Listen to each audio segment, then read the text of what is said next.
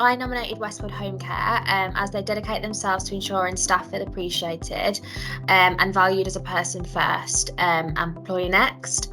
All year they've kept a close eye on the staff morale and how they can raise it to make sure they are happy.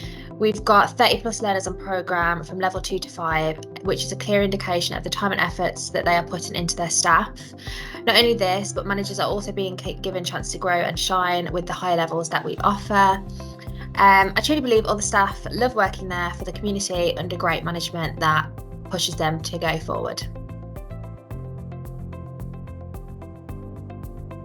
I'm Mike, I'm from Westwood Home Care. I'm the operations manager at Westwood Home Care. I also act as a registered manager as well. I hold the registration for our Bolton branch. It's absolutely amazing to be a finalist.